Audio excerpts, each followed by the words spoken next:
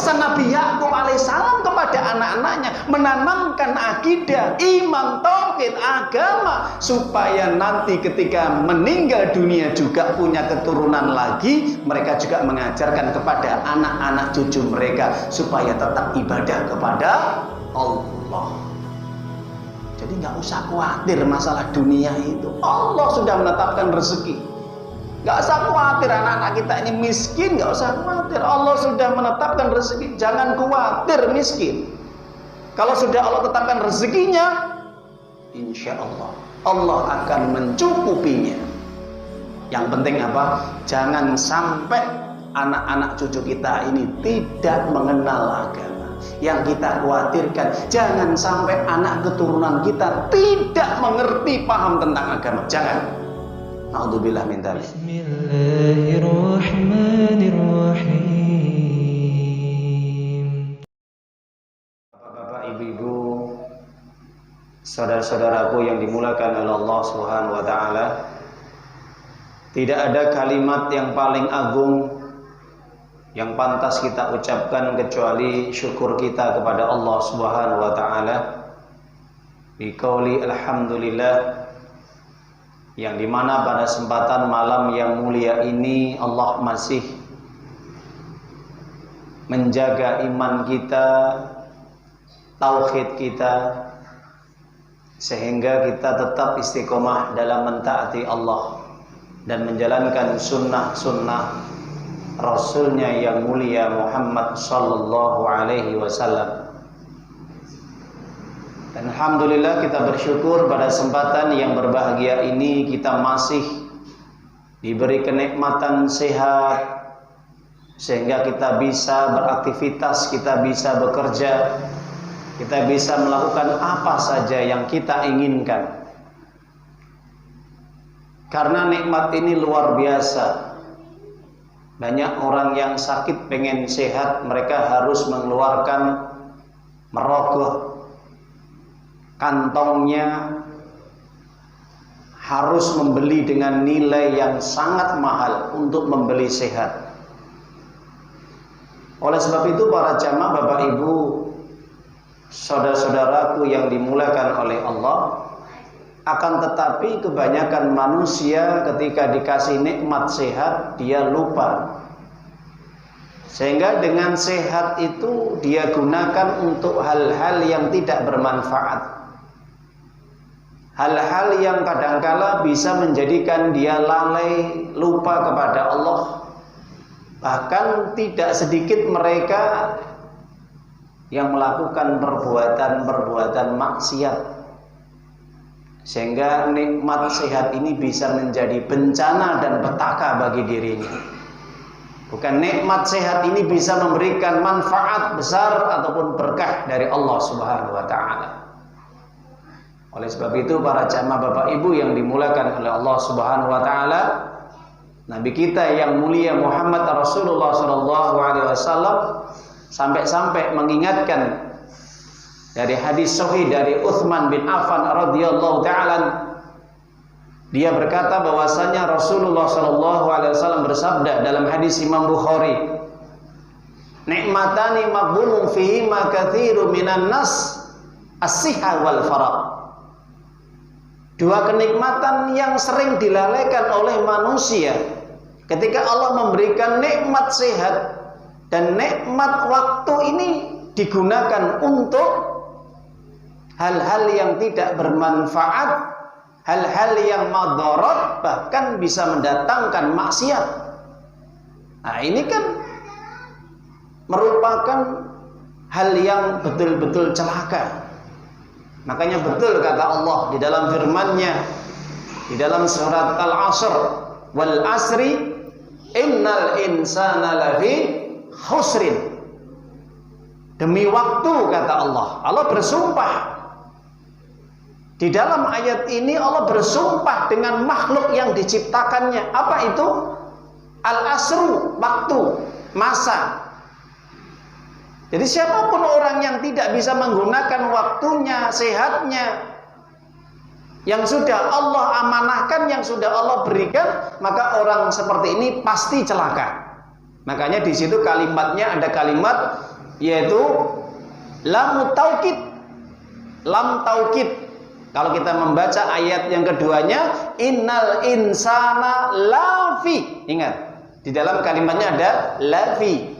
La di situ adalah lam taukid kalau dalam bahasa Arabnya. Apa itu maksudnya? Ini menunjukkan bahwa manusia itu betul-betul atau benar-benar dalam kerugian, nggak main-main. Jadi Allah mengancam siapapun orang yang tidak bisa menggunakan waktunya, umurnya, sehatnya dalam rangka untuk mentaati Allah, maka dia berada dalam jurang kehancuran dan kebinasaan dan menjadi orang yang paling rugi, celaka nanti di akhirat kelak. Jadi para jamaah Bapak Ibu, jangan sampai kita semuanya yang hadir di sini kena ayat Asr ini ya, surat Al-Asr ini, menjadi orang yang khusrun, rugi, khusron, khosira. Ya, jadi orang yang celaka, orang yang hilang keberkahan hidupnya, orang yang dijauhkan dari Allah Subhanahu wa taala, dan orang yang terhalangi untuk mendapatkan hidayah Allah Subhanahu wa taala. Para jamaah Bapak Ibu rahimani wa rahimakumullah azza wa jalla, kita akan melanjutkan kajian kita secara tematik yang terkait membahas kitab yang dijelaskan oleh seorang ulama, yang dimana pembahasan ini akan kita lanjutkan secara beruntun, yang dimana kita sudah membahas yaitu penjelasan yang dijelaskan oleh Nabi SAW terkait dengan orang-orang yang mendapatkan doa dari para malaikat. Para jamaah Bapak Ibu yang dimuliakan oleh Allah Subhanahu wa taala, maka kalau kita kembali kepada apa yang kita sampaikan, bahwa di dalam kitab yang judulnya Orang-orang yang Didoakan Malaikat yang dikarang oleh Syekh Dr. Fadl Ilahi Zohir, yang dimana di dalam kitab itu mengupas bagaimana orang-orang yang diberi keistimewaan dan keutamaan mereka-mereka orang yang didoakan oleh malaikat. Maka sampai-sampai Abul Hasan Al-Mubarakfuri, seorang ulama besar, mengatakan du'al malaikatu mustajab. Siapapun orang yang didoakan oleh malaikat pasti dikabulkan oleh Allah. Masya Allah ya. Nah, ini Abul Hasan Al-Mubarakfuri, seorang ulama ini, dia menjelaskan siapapun orang yang dia didoakan oleh malaikat pasti mustajab. Itu. Nah, ini mendasarkan di dalam ayat Allah Subhanahu wa taala ini sebagai moto kita. Jadi nanti setiap pertemuan kajian ini saya akan selalu bacakan ayat ini. Nanti Bapak Ibu, tolong nanti kalau pulang ke rumah dibuka Al-Qur'annya. Nah, ini pembahasan kita ya, secara beruntun, secara terus-menerus ya. Yang dimana ini kita ambil untuk penjelasan-penjelasan orang-orang yang didoakan malaikat ini mendasarkan dalil di dalam Al-Quran surat Al-Mu'min atau surat Al-Ghafir. Bukan surat Al-Mu'minun, tapi Al-Mu'min. Ya, jangan sampai salah ya. Surat yang ke-40 ayat yang ke-7, 8, dan 9, 3 ayat. Nanti di rumah dibuka Al-Qurannya, terjemahnya. Kalau ada kitab tafsir dibuka juga Ibnu Katsir. Kalau nggak ada, boleh bisa pinjem di perpustakaan sini penjelasan terkait dengan ayat menikah. Allah Subhanahu wa taala menjelaskan di dalam surat Al-Ghafir atau surat Al-Mu'min, surat yang ke-40 ayat 7 sampai ayat 9. Apa kata Allah? Allah berfirman, alladzina yahmilunal arsya, alladzina yahmilunal arsya wa man haulahu yusabbihuna bihamdi rabbihim wa yu'minuna bih wa yastaghfiruna lilladzina amanu rabbana wasi'ta kulla syai'in rahmatan wa 'ilma faghfir lilladzina tabu wattaba'u sabilaka wa qihim adzabal jahim. Artinya, di dalam ayat ini para malaikat-malaikat yang memikul arsy-Nya Allah, dan malaikat-malaikat yang di sekeliling Allah. Jadi di dalam penjelasan ayat ini para ulama di tafsir mengatakan ada 8 malaikat yang memikul arsy-Nya Allah. Jadi arsy-Nya Allah itu Besarnya itu melebihi besarnya daripada 7 langit yang bertingkat-tingkat. Jadi besarnya. Arsy-nya aja Allah itu lebih gede daripada 7 langit. Arsy-nya ini. Bagaimana dengan Allahnya sendiri? Subhanallah, luar biasa. Makanya kenapa ketika kita sholat itu selalu mengatakan diawali dengan takbir Allahu Akbar, Allah Maha Besar. Kenapa? Karena tidak ada yang paling besar di alam semesta ini illallah, kecuali Allah. Tidak ada yang paling besar kecuali Allah. Coba Bapak, Ibu nanti lihat videonya. Bumi kita ini nggak ada apa-apanya. Kalau lihat di dalam planet-planet itu, bahkan bumi kita ini sama matahari sudah berapa kali lipatnya? Berapa kali lipatnya? 300 kali lipatnya matahari, bahkan lebih. Loh, matahari loh ini. Bumi kita ini loh, yang kita injak, yang kita diami. Nah, coba kalau kita dilihat dari satelit paling atas ini, kira-kira kelihatan nggak Pak Bu? Kita sedang di tengah lapangan gitu, disentolok dengan satelit dari atas. Kelihatan nggak? Belas nggak kelihatan. Jangankan kok kita, laut samudra yang begitu luas saja kalau sudah di atas satelit nggak kelihatan. Apalagi bumi. Ya, dibandingkan dengan planet matahari lebih gede lagi, 300 lebih kali lipatnya dengan matahari. Loh, ini planet-planet yang kecil yang Allah ciptakan, bagaimana dengan arsy-nya Allah? Lebih gede lagi, lebih besar. Nah, itu arsy-nya Allah lebih besar 7 kali lipat langit. Langit itu lebarnya seperti apa? Nggak bisa diukur. Itu arsy. Bagaimana dengan Allah? Subhanallah. Di sini Allah mengatakan yusabbihuna bihamdi rabbihim, para malaikat itu selalu bertasbih siang dan malam dengan memuji Allah. Wa yu'minuna bi, mereka beriman kepada Allah. Wa yastaghfirun, mereka meminta ampunan, memohon ampunan lilladzina amanu. Untuk siapa? Para malaikat itu setiap detik, setiap waktu terus dia berdoa, bertasbih, istighfar, memohon ampunan kepada Allah untuk orang-orang yang beriman. Bapak Ibu, orang yang beriman didoakan malaikat. Nah, ini kan prestasi luar biasa. Orang kafir didoakan? Enggak. Orang kafir nggak akan didoakan oleh malaikat. Butuh. Malaikat tidak akan pernah mendoakan orang kafir. Sudah kafir kok. Ngapain didoakan malaikat? Nah, ini orang yang beriman. Lilladzina amanu, mereka yang beriman, bertauhid, akidahnya benar, akidahnya lurus, senantiasa mentauhidkan Allah, beribadah kepada Allah semata dan mengikuti syariatnya, mengikuti Al-Quran dan sunnah Rasulnya. Itu orang beriman. Itu didoakan malaikat. Rabbana, malaikat tadi berdoa, wasita kulla syai'in rahmatan wa ilma. Ya Allah, ya Tuhan kami, kata malaikat, dengan rahmatmu dan ilmumu meliputi segala-galanya. Yang meliputi apa saja yang di alam semesta ini. Jadi ilmunya Allah itu meliputi segala-galanya. Mengerti, mengetahui apa saja kehidupan makhluknya di alam semesta ini. Sampai daun yang jatuh di malam hari gelap gulita itu Allah tahu ilmunya, kapan, jam berapa, hari apa, bulan apa. Ya, sampai seperti itu detailnya. Apalagi kok manusia, matinya hari ini, jam ini, bulan, mudah sekali. Sudah dicatat di lauh mahfuz, fi kitabim mubin. Nah, di sini malaikat kemudian berdoa. Nggak cukup di situ aja, nggak cukup malaikat berdoa di situ, ditambah lagi faghfir lilladzina tabu wattaba'u.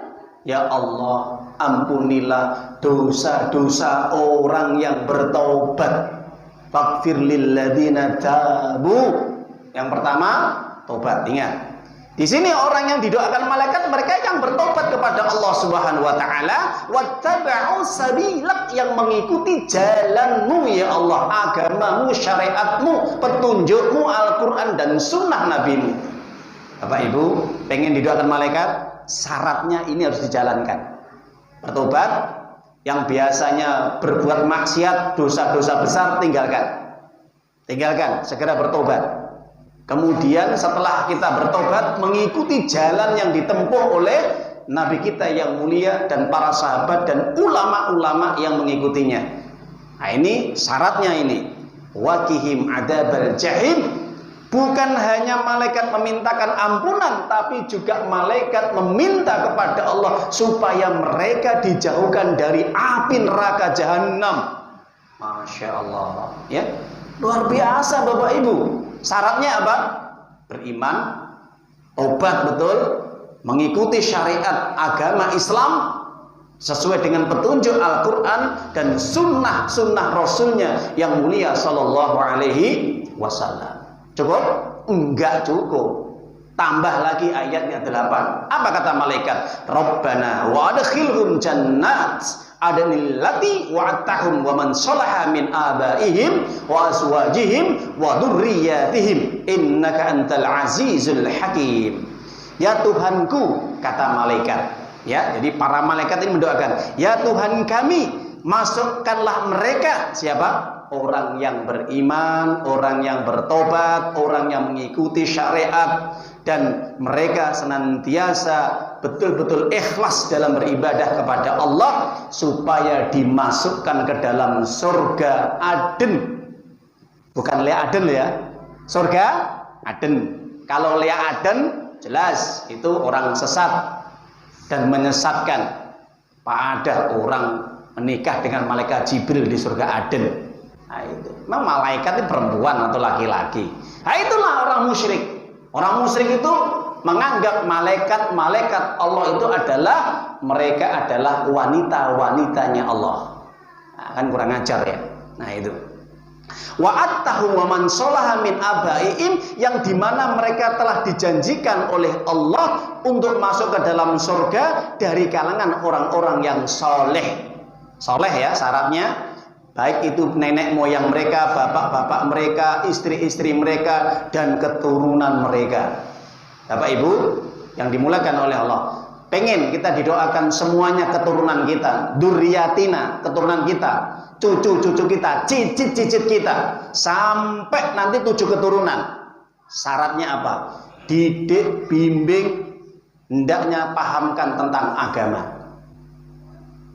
Pertama kali bagaimana cara membimbing anak-anak kita dan cucu-cucu kita, pahamkan tentang agama, kenalkan tentang syariat, ya, ajarkan mereka tentang perintah dan larangan, haram dan halal, sunnah dan bid'ah, syirik dan tauhid.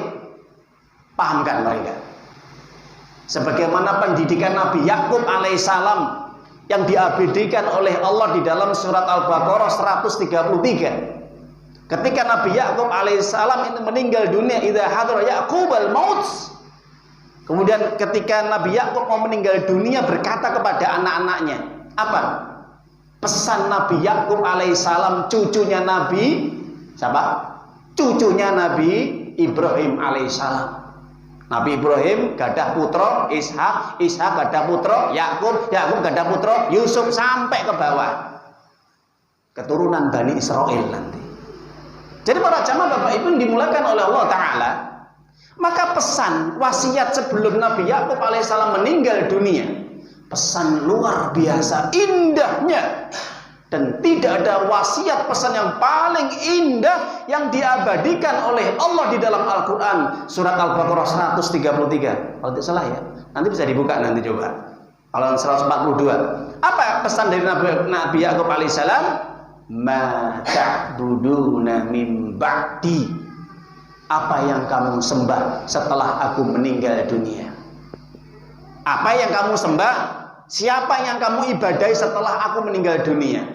Subhanallah. Coba, ini pendidikan seorang nabi kepada putra-putranya. Bukan kok kalimatnya ma ta'kuluna min ba'di, bukan. Apa yang kamu makan setelah aku mati, bukan. Kalimatnya ma ta'buduna min ba'di, apa yang kamu sembah setelah aku meninggal dunia. Ayat berapa? 133, betul. Ayat 133. Ini pesan Nabi Yakub alaihissalam kepada anak-anaknya, menanamkan akidah, iman, tauhid, agama, supaya nanti ketika meninggal dunia juga punya keturunan lagi. Mereka juga mengajarkan kepada anak-anak cucu mereka supaya tetap ibadah kepada Allah. Jadi nggak usah khawatir masalah dunia itu. Allah sudah menetapkan rezeki. Gak usah khawatir anak-anak kita ini miskin, gak usah khawatir. Allah sudah menetapkan rezeki, jangan khawatir miskin. Kalau sudah Allah tetapkan rezekinya, insya Allah Allah akan mencukupinya. Yang penting apa? Jangan sampai anak-anak cucu kita ini tidak mengenal agama. Yang kita khawatirkan, jangan sampai anak keturunan kita tidak mengerti, paham tentang agama. Jangan. Na'udzubillah min dzalik. Ya, para jamaah Bapak Ibu, ini doa malaikat kepada siapapun mereka. Mbah buyut kita, anak-anak kita, anak cucu kita. Syaratnya apa? Beriman, gitu. Amal soleh, semasa hidupnya taat, ahli ibadah, rajin ngaji, rajin sholat, rajin baca Quran, rajin sedekah, rajin silaturahim, rajin berdakwah, rajin untuk menuntut ilmu, dan masih banyak lagi dari segala amal-amal kebaikan. Dan jangan lupa tetap berbakti kepada kedua orang tua. Itu para jamaah Bapak Ibu. Cukup? Enggak cukup. Satu ayat lagi. Apa kata malaikat? Waqihimus sayiat wa man taqis sayiat yauma idzin faqat rahimtah wa dzalika huwal fawzul adzim. Doa terakhir malaikat, ya Allah, jauhkanlah mereka dari segala bencana dan kejahatan. Coba ini. Ini doa malaikat loh ya. Jauhkan mereka orang-orang yang beriman semasa hidupnya dari segala musibah, bencana, kejahatan, keburukan. Jadi pada ahli tafsir ketika menjelaskan ayat ini, sayiat ini adalah segala sesuatu yang bisa membahayakan dirinya. Bencana, musibah, kejahatan, apa saja itu sayiat. Sesuatu yang buruk. Sebagaimana engkau ya Allah telah menjaga keburukan-keburukan pada hari ini, dan sungguh engkau telah memberikan rahmat. Sesungguhnya itulah keberuntungan yang besar, kata malaikat. Para jamaah Ibu, maka tema selanjutnya adalah yaitu orang-orang yang didoakan malaikat adalah siapa? Orang yang senantiasa mendoakan saudaranya. Ya, jadi nanti ini sebagai parameter kita dalam kajian adalah dalam ayat ini. Jadi mereka yang akan senantiasa didoakan malaikat, mintakan ampunan oleh malaikat supaya diampuni dosa-dosanya, mereka adalah orang yang senantiasa mendoakan saudaranya bidhahril ghaib, tanpa sepengetahuan saudaranya. Dijelaskan di dalam hadis sahih Imam Muslim dari Abu Darda radhiyallahu taala anhu, Rasulullah sallallahu alaihi wasallam bersabda, "Ma min muslimin yad'u li akhihi bidhahril ghaib illa qala al malak walaka bimithli." Tidak ada seorang muslim yang dimana dia senantiasa mendoakan saudara muslim. Ingat, jangan sampai salah, gagal paham loh ya. Di sini konteksnya, redaksinya adalah li akhihi. Akhun, apa akhun? Saudara muslim. Saudara muslim, sesama muslim, sesama iman. Ustaz, kalau ada saudara saya, kerabat saya, keluarga saya, anak-anak saya, atau teman-teman dekat saya, dia tidak muslim, boleh nggak kita doakan? Kalau sudah mati nggak boleh didoakan, dimintakan ampunan. Haram. Jelas, haram hukumnya. Kalau sudah mati mereka yang tidak muslim, mukmin, tidak boleh dimintakan ampunan. Wah, kok begitu Ustaz? Apakah ada dalilnya? Ada. Bisa dibuka surat At-Taubah surat 9 113. Apa kata Allah? Wa ma kana lin nabi wal ladzina amanu wa yastaghfiru lil musyrikin walau kanu lil qurba min ba'di ma tabayyana lahum. Tidak pantas bagi seorang nabi dan orang-orang yang mengaku beriman mereka memintakan ampunan untuk keluarga mereka atau saudara mereka atau kerabat mereka atau keluarga mereka yang mereka matinya musyrik. Ingat Bapak Ibu nggih? Yang mereka matinya kafir. Itu tidak boleh. Ustaz, ini ayat untuk siapa asbabun nuzulnya? Ini ayat asbabun nuzulnya untuk Nabi Muhammad SAW yang mendoakan kedua orang tuanya. Satu. Dan juga ayat ini ditujukan juga ketika Nabi memintakan ampunan untuk Abu Thalib pamannya. Maka turun ayat ini. Coba, ini orang-orang baik loh ya. Nabi kurang apa? Seorang nabi yang mulia dijamin masuk surga tapi masih punya belas kasihan. Kepingin si Nabi doakan keluarganya, ibu bapaknya dan juga pamannya Abu Thalib yang sejak dia kecil sampai besar sampai nikah di rumah dipelihara, dijaga.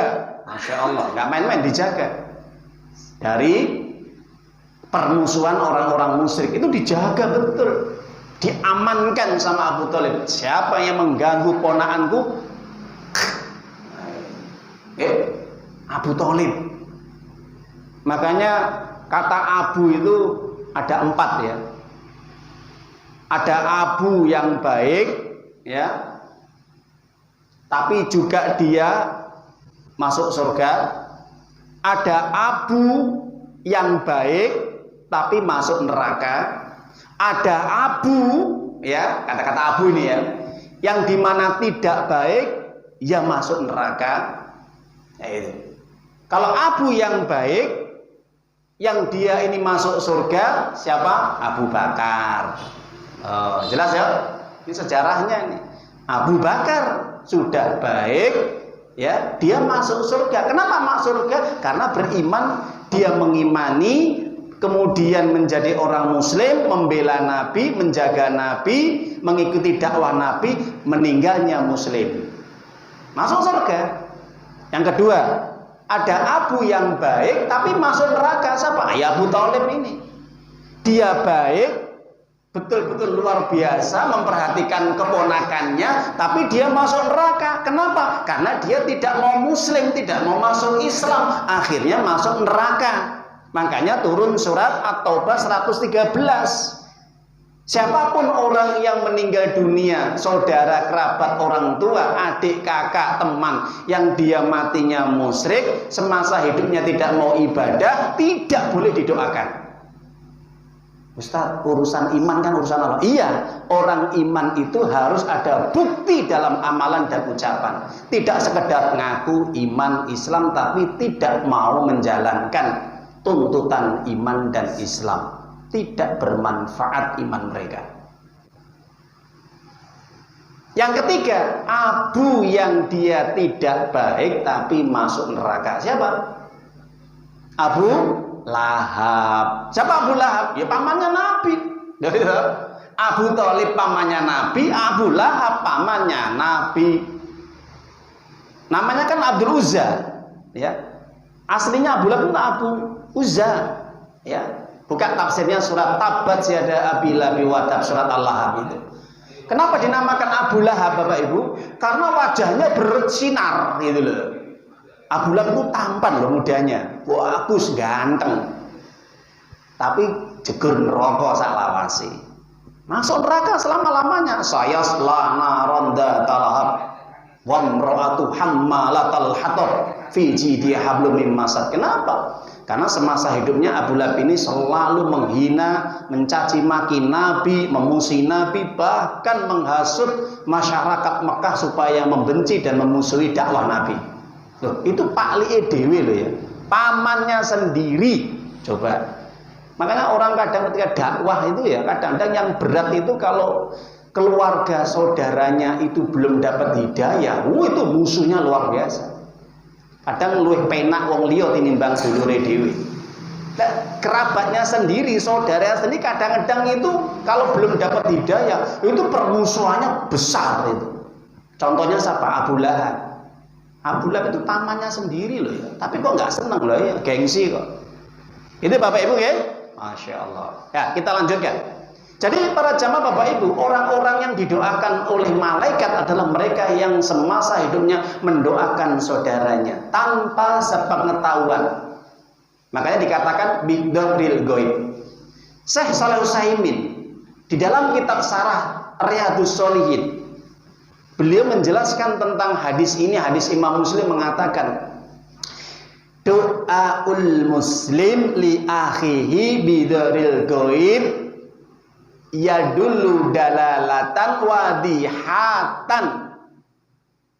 Bahwasanya mendoakan saudaranya muslim, saudara muslim ya, bahwa hadis ini menunjukkan diperintahkan atau dianjurkan untuk mendoakan saudara muslim.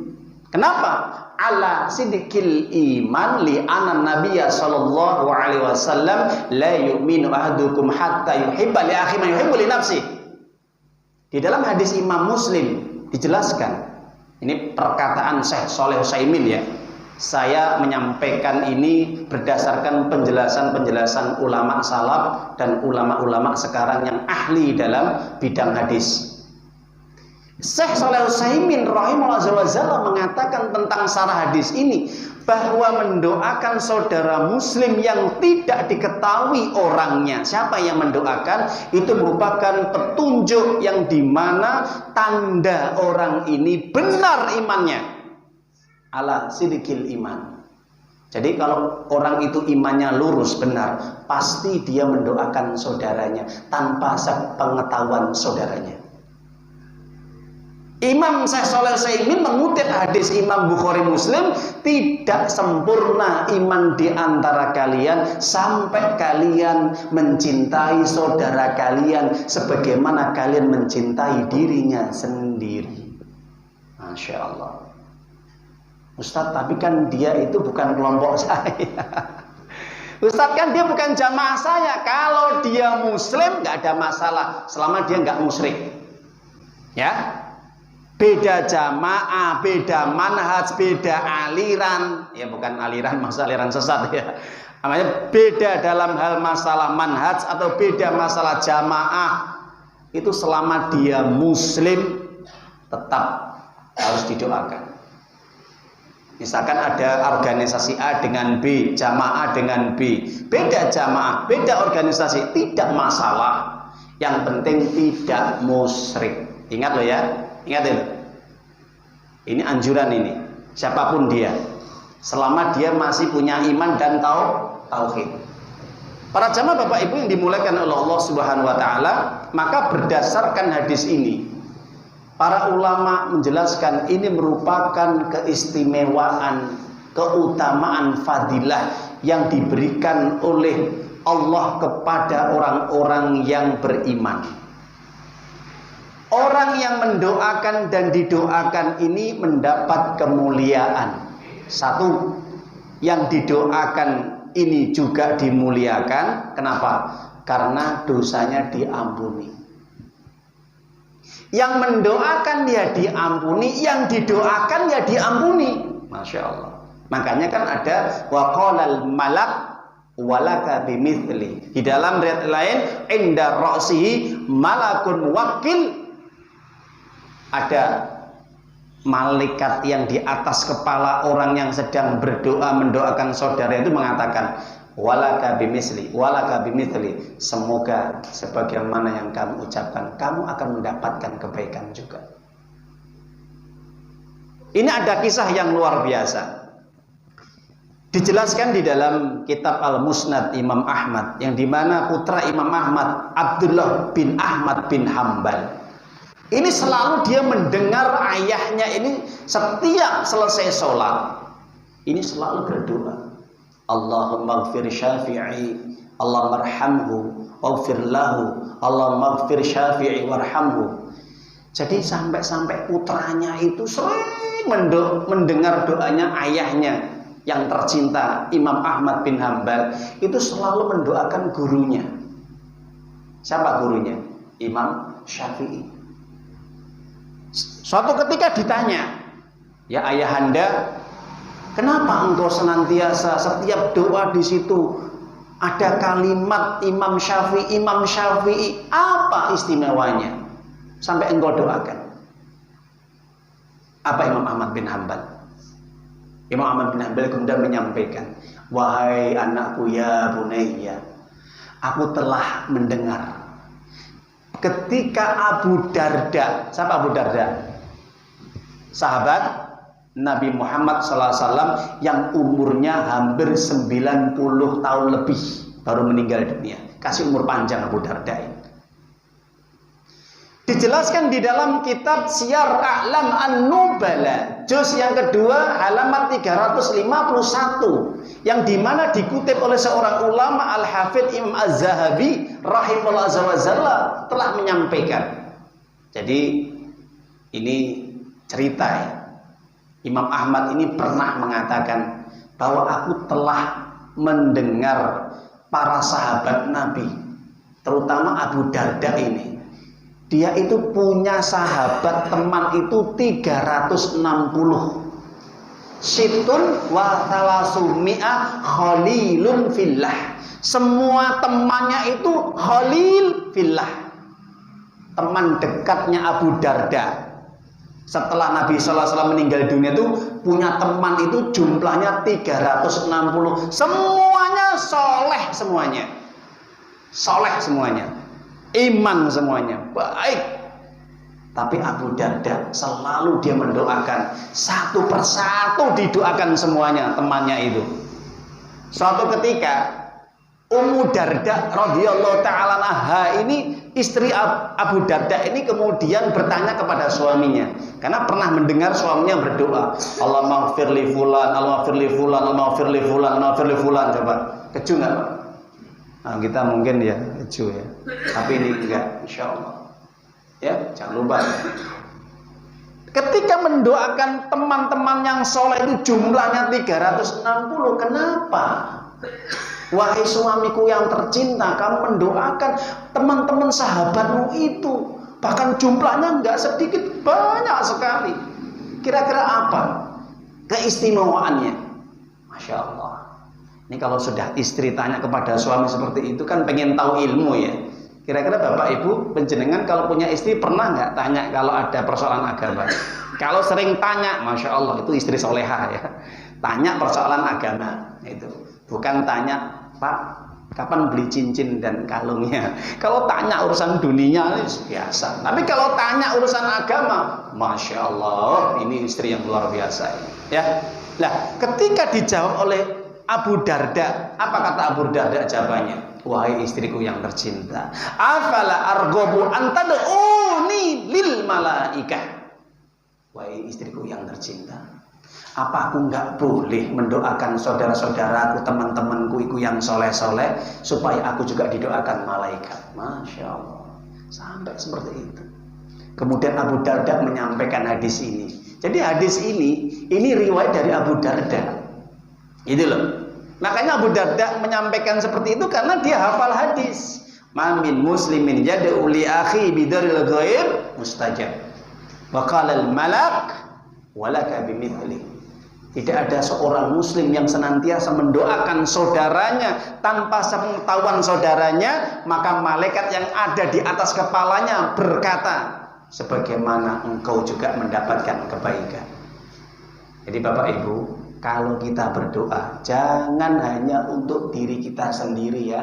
Ingat, kita mendoakan saudara kita juga semuanya. Bila perlu ustadz-ustadz kita, ulama-ulama kita, syekh-syekh kita, siapapun yang jadi panutan kita, doakan. Kenapa? Kita akan bisa memberikan syafaat nanti pada hari kiamat.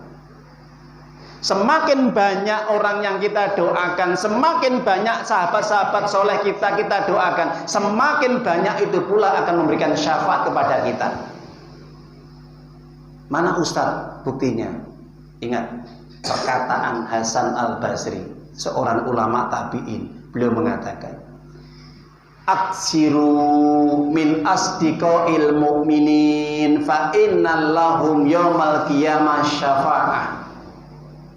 Perbanyaklah kalian mencari sahabat-sahabat, teman-teman yang soleh solehah, teman-teman yang mukmin mukminah, teman-teman yang betul-betul dia mengerti tentang agama, dan teman-teman yang senantiasa taat kepada Allah dan Rasulnya. Kenapa? Karena nanti pada hari kiamat mereka akan memberikan syafaat pertolongan.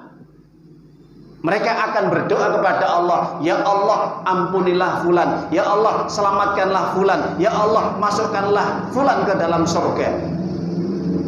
Jadi Bapak Ibu, itu nikmatnya kalau punya teman-teman sahabat yang soleh dan soleha, atau punya sahabat teman yang beriman, akan bisa memberikan syafaat, dan mereka di dunia mendoakan terus.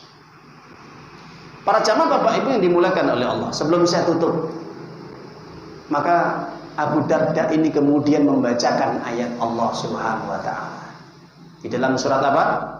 Surat Al-Hasr, surat yang ke-59 ayat 10. Nanti dibuka. Surat Al-Hasr, surat yang 59 ayat 10. Abu Darda kemudian membacakan ayat ini, A'udzubillahi minasyaitonirrajim, walladzina ja'u min ba'dihim yaquluna rabbana ighfir lana wa li ikhwanina alladzina sabaquna bil iman wala taj'al fi qulubina ghillan lil ladzina amanu rabbana innaka ra'ufur rahim. Hafal Bapak Ibu doanya ini? Belum Ustaz? Dihafalkan doa ini nanti di rumah. Surat Al-Hasr ayat yang ke-10 nanti dibaca, dihafalkan. Kenapa? Secara tidak langsung kalau kita berdoa dengan ayat ini, maka kita telah mendoakan seluruh orang-orang yang beriman, baik yang sudah meninggal dunia maupun yang masih hidup. Subhanallah. Jadi kalau ada orang mati tidak usah undang orang, cukup kita sudah didoakan oleh banyak saudara kita. Jadi jangan kok kita ini didoakan ketika kita ini meninggal dunia, kemudian meninggal dunia baru kita minta didoakan orang banyak. Enggak usah, enggak butuh. Menghadirkan orang hadir ke rumah kita untuk mendoakan kita beramai-ramai itu ya memang baik, tapi kita sudah didoakan orang-orang sebelum kita yang sudah meninggal dunia atau yang masih hidup, itu sudah dapat doa, gitu loh. Makanya para jamaah Bapak Ibu, kalau mereka beriman itu dapat doa ini. Kalau yang tidak beriman ya nggak didoakan, nggak dapat doa ini, nggak nyambung, gitu loh. Jadi kalau kita pengen semuanya dapat doa kita, saudara-saudara kita yang sudah meninggal dunia, baca doa ini Bapak Ibu, okay? Kalau pengen tambah lagi, nanti buka lagi surat Ibrahim, surat yang ke-14 ayat yang ke-41. Itu tambahan saja. Rabbana ighfirli wa liwalidayya walil mu'minina yauma yaqumul hisab. Ya Allah, ya Tuhanku, ampunlah diriku dan kedua orang tuaku dan seluruh orang yang beriman sampai hari kiamat. Ini tambahan saja ya. Surat Ibrahim, surat yang ke-14 ayat 41 nanti dibuka.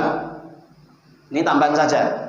Di samping jenengan ngapalkan surat Al-Hasr ayat 10, ditambah surat Ibrahim ayat yang 41. Ustaz, saya belum hafal, lihat bahasa Indonesianya.